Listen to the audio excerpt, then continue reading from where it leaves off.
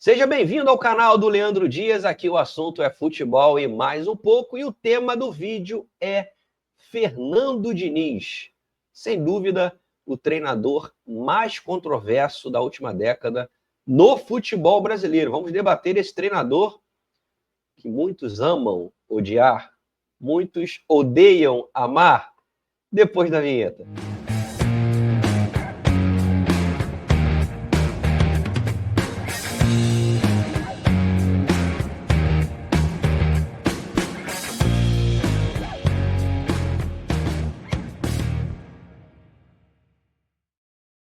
Portas abertas para você, amante do futebol como eu, que quer debater sobre esse esporte tão apaixonante.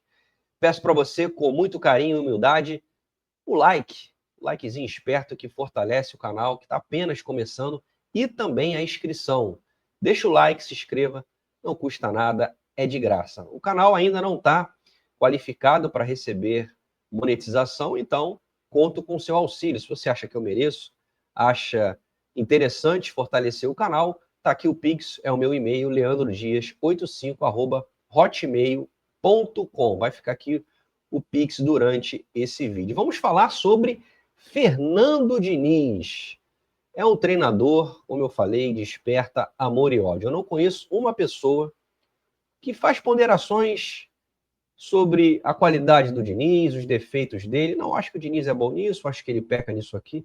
Meu amigo, eu só conheço gente que adora o Diniz, é fã, é carteirinha, é sócio, e gente que detesta ele, é hate até dizer chega. E o Diniz, como muitos de vocês já sabem, não é mais treinador do Cruzeiro. Eu estou gravando esse vídeo aqui numa segunda-feira, exatamente no dia que foi anunciada oficialmente a saída do Fernando Diniz. Está aí a comunicação oficial do Cruzeiro através do X, o antigo Twitter. O Cruzeiro informa que Fernando Diniz não é mais o treinador da equipe celeste. Junto ao técnico deixam o clube auxiliar Eduardo Barros e o preparador físico Wagner Bertelli.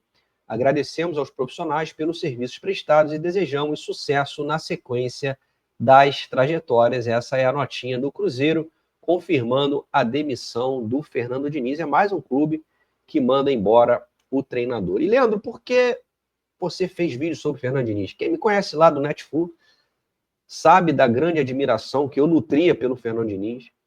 Eu acompanho a carreira dele praticamente desde o início, lá no Audax, que ele quase foi campeão paulista, depois foi para o Atlético Paranaense, sua primeira grande oportunidade, não foi muito bem lá, e aí sim no Fluminense, né, num grande clube do futebol brasileiro, ele mostrou suas credenciais. Em 2019, num time recheado de jogadores desconhecidos, com suas carreiras degringolando, ele conseguiu recuperar Matheus Ferraz, Paulo Henrique Ganso, fez o Johnny Gonçalves, que é um jogador bem limitado, artilheiro, fez o Danielzinho, que a torcida do Fluminense implicava com seu porte físico franzino se tornar um bom segundo volante, o Alan, que pensou em desistir da carreira com depressão, jogador que ninguém conhecia, estava lá na Alemanha, trouxe para ser o primeiro volante, depois foi para o Atlético Mineiro, está no Flamengo. Matheus Ferraz conseguiu postergar a carreira dele, era um zagueiro rebatedor, passou a ser um zagueiro até mais técnico, a torcida do Fluminense chamava de Maldini, né? Uma brincadeira. Enfim, aquele time não conseguiu resultados, o Diniz acaba sendo mandado embora porque o Fluminense não conseguia vencer, mas tinha futebol de G4, sem dúvida alguma. Os resultados, eles não compactuavam com a forma da equipe jogar, o time criava muito, faltava material humano. Eu, inclusive, naquela ocasião, fui contra a demissão do Fernando Diniz. Mas a verdade é que ele deixa o Fluminense, dirige Santos, dirige Vasco, não consegue ir bem, volta para o Fluminense de forma inesperada em 2022, né? Faz o 2022 muito bom. O Fluminense, sem dúvida, joga o melhor futebol do Brasil, apesar de não ter sido campeão. Chega 2023 campeão carioca, jogando muito bem, ganha a Libertadores, o ápice da sua carreira. E eu acho que a partir daí, até um pouquinho antes, já em 2023, o modelo dele já apresentava sinais claros de desgaste, mas mais do que isso, a postura do Fernando Diniz modificou completamente. Eu posso falar com uma certa propriedade, estive com o Diniz pessoalmente 2 vezes, e é notória a mudança de comportamento do treinador. Inclusive nas coletivas. A gente sempre viu o Diniz muito armado, parecia que estava numa luta contra a imprensa. É verdade que muitas vezes jornalistas faziam perguntas ruins, perguntas fora de contexto, mas o Diniz, ele meio que se caracterizou por ser um treinador reativo nas suas respostas, extracampo. Dentro de campo, não consegue, até agora, se reinventar. E, de novo, falo com propriedade porque sempre fui um defensor do Fernando Diniz. E devo muito ao Fernando Diniz, sem ele saber, uma parte do meu trabalho. Porque a partir dele, eu passei a ser muito mais exigente com o jogo de futebol. Eu sempre fui muito fanático por esse esporte, desde muito garoto. Acompanhava a Série B, Série C, cheguei a pegar um ônibus, eu que resido na Vila da Penha, zona norte do Rio, peguei ônibus para ir a Bangu, para ver Bangu e Americano. Eu fiz loucuras com o futebol, mas nunca me preocupei muito com a qualidade do jogo. Eu queria ver os jogos. E o advento Fernando Diniz me fez ser mais exigente com esse esporte, entender que é um entretenimento e, como tal, precisa ser de qualidade. Chega de treinador medíocre que só joga no contra-ataque, aquela mesmice que a gente está acostumado no futebol brasileiro. O Diniz trouxe um frescor. Pelo menos o debate já foi muito útil para entender que o jogo precisa ser bom. Os jogadores precisam estar felizes para desenvolver o seu futebol. E nós, que somos os consumidores, somos atingidos por esse modelo, a gente precisa ir para o jogo e gostar. Eu já fui em jogos do Fluminense, onde o Fluminense perdeu e a torcida aplaudiu por reconhecer que o time jogou melhor do que o adversário. Então isso fazia meus olhos brilhar. Então eu devo muito ao Diniz, parte da minha carreira, por ser esse cara mais crítico, mais exigente com o jogo jogado. Mas ao mesmo tempo, confesso a vocês uma enorme frustração com o que se tornou Fernando Diniz pós-título da Libertadores. Um treinador extremamente arrogante, prepotente e que é incapaz de reconhecer os erros. O Diniz nas coletivas, invariavelmente, via jogos que ninguém via, algo contraditório para o que o próprio pregava. A equipe dele jogava mal e ele dizia que jogava bem. Ia contra os fatos. E eu, como jornalista, não posso refutar fatos. E a realidade é que o Diniz, talvez no alto da sua prepotência, não consegue ou não quer se modificar. E eu não estou dizendo para ele mudar a sua essência, mudar a sua forma de pensar o futebol, mas flexibilizar, entender que é necessária determinadas medidas para que o jogo que ele emprega, que é tão bonito, tão vistoso, tão agradável, continue sendo competitivo. E a gente viu no Fluminense a sua derrocada e agora no Cruzeiro da mesma forma. Eu vi o podcast do Cícero Melo, convido vocês para acessarem depois lá no Netflu, no Netflucast, onde ele dá uma informação de que antes da demissão do Diniz foi tentado, junto com o corpo técnico, a diretoria, para que o Diniz modificasse um pouco, pelo menos de maneira a curto prazo, a sua forma de pensar futebol, porque o Fluminense estava sendo rebaixado e ele não arredou pé. Ele continuou jogando da mesma maneira contra os mesmos adversários que já estavam estudando a equipe do Fluminense. O time não jogava um bom futebol. Alguns jogadores estavam sendo sacrificados, como, por exemplo, o Germancano, com problema físico. Outros que não rendiam absolutamente nada continuavam tendo oportunidades. E o Diniz não mudava. É a tal da convicção que, na realidade, é teimosia, é burrice, é empáfia. E isso está levando o Diniz para um caminho que ele não deveria estar, que é o caminho do marasmo. Como eu falei aqui no início do vídeo, o Diniz é o treinador mais debatido do futebol brasileiro. Ele saiu da caixa. Não reinventou a roda, não. Mas ele mostrou um caminho.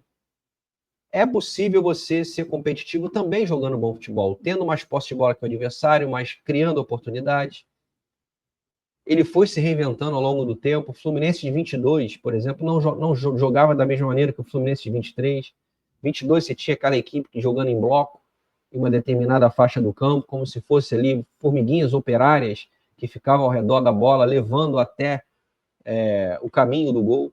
Isso se modificou em 23, mas já começou a ter sinais de desgaste. O primeiro deles, eu vou colocar aqui com vocês, que já acontece no Cruzeiro, tem sentido nisso aqui, ó. Nas contratações. Já tinha sido assim no Fluminense, com a chegada de inúmeros veteranos, que muita gente culpou o presidente Mário Bittencourt, inclusive eu, que tem sim a sua parcela de responsabilidade, mas o treinador, ele tem poder sim de falar, olha, esse cara aqui eu não quero contar porque ele já não pode me entregar. E no Cruzeiro foi a mesma coisa, olha aí, ó. O Cruzeiro trouxe o Fabrício Bruno, não é um jogador veterano, mas pagou muito dinheiro, um zagueiro de nível bom apenas. Trouxe o Marquinhos, que não foi bem no Fluminense, esse é jovem. O Fagner, veterano, que não conseguia jogar no Corinthians. O Eduardo, do Botafogo, que também não estava jogando na equipe alvinegra. O Gabigol, que não é veterano, mas vem de temporadas ruins pelo Flamengo. O Bolaci, esse sim, destaque pelo Criciúma, mas também veterano, numa fase final da carreira. O Dudu, também com mais de 30 anos, teve lesão grave no Palmeiras, não conseguiu jogar. E aí, duas apostas, o Christian, volante do Atlético Paranaense, e o Rodriguinho, meia do América Mineiro. Mas perceba a quantidade de veteranos. Mesma coisa no Fluminense. O Diniz acha que o modelo, a forma dele pensar futebol, basta. E não importa a condição física do jogador, da maneira como ele pode se adaptar ao modelo de jogo. Só a qualidade não basta, Diniz. E olha que você está falando de um cara que passou a ser exigente por sua causa. O Diniz entrou numa de que eu me basto. Não importa estudar os adversários. A forma como eu jogar vai ser suficiente para eu conseguir os resultados. E a gente tem visto que isso não tem acontecido. Tratar os últimos resultados como acaso, como falta de sorte, como eu falei, é refutar fatos. E isso, como jornalista, não faço. Então, quem sou eu para dar conselho para alguém? Mas de um cara que admirou durante muito tempo o Fernando Diniz, de que foi com ele até o momento que eu percebi que o dinizismo passou a ser mais importante do que o futebol, do que o clube que ele trabalha, eu digo que o Diniz precisa repensar a carreira. Foi demitido, eu acho que ele precisa ter um tempo para poder imaginar o que ele pode fazer. E aqui eu não estou pregando que ele modifique a sua forma de pensar futebol, que deixe de ser esse treinador propositivo, com futebol alegre, vistoso, agradável. Mas ele precisa se reinventar. Taticamente, não acho que ele piorou. Você pode conversar com qualquer jogador que foi comandado com o Diniz, todos vão dizer que, do ponto de vista tático, é um dos melhores. Mas, na minha opinião, a parte psicológica está pesando.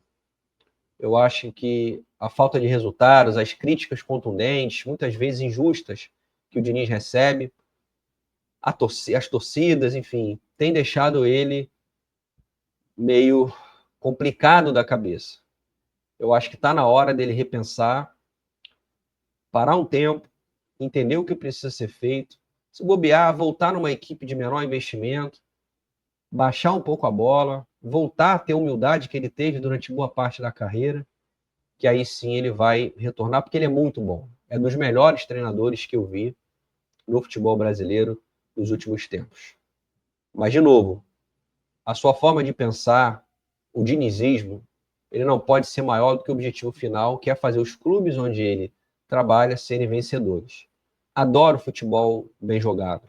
Sou fã, vou defender até o fim. Mas isso não pode ser um fim em si mesmo. O objetivo precisa ser a conquista de vitórias. Gostou do vídeo? Não gostou? Não tem problema. Deixa aqui nos comentários, me diz o que você achou das minhas opiniões e o que você pensa do técnico Fernando Diniz. Ele desaprendeu ou ele nunca aprendeu? Deixa aqui nos comentários. Antes de sair aquele movimento padrão, né? Pô, não esquece, custa nada, de graça, o likezinho e a inscrição no canal também. Vou ficando por aqui. Até a próxima. Valeu!